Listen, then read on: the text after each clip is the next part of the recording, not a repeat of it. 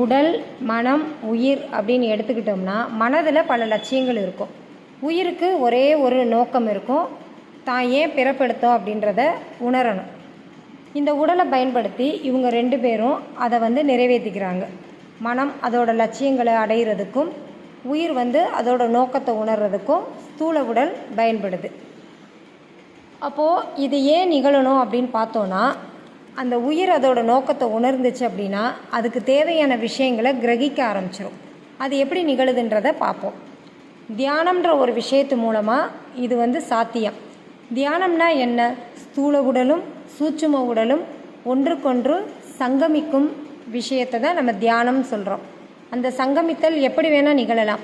கண்களை மூடி அமர்ந்து தியானம் செய்கிறது மூலமாகவோ, இல்லை ஒரு சில பேருக்கு ஒரு சில செயல்கள் மேலே அதிகமாக விருப்பம் இருக்கும். இப்போ வரைதல் அப்படின்னு சொல்லுவாங்க, சமைத்தல் அப்படின்னு சொல்லுவாங்க. இது போல் எவ்வளவோ விஷயங்கள் சொல்லலாம். அந்த விருப்பத்தின் பேரில் நிகழும் போதில் அந்த தியானம்ன்றது அங்கே நிகழ ஆரம்பிச்சிருது. பெரும்பாலானோருக்கு தெரிஞ்ச தியானம் கண்களை மூடி அமர்ந்த நிலையில் பண்ணுறது.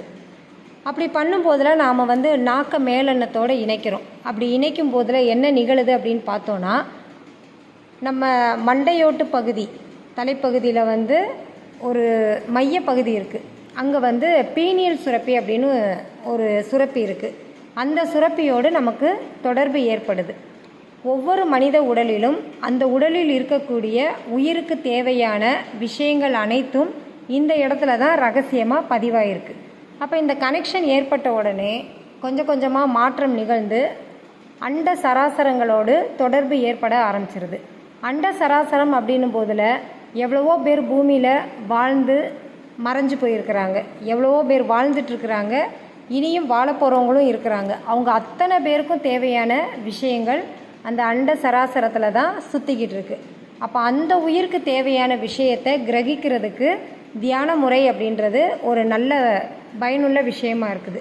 இந்த தியானத்துக்கு பிறகு அவங்க என்ன பண்ண ஆரம்பிக்கிறாங்கன்னா, பிரபஞ்சத்தில் இருந்து அந்த உடலில் இருக்கக்கூடிய உயிருக்கு தேவையான விஷயங்களை கிரகிக்க ஆரம்பிக்கிறாங்க.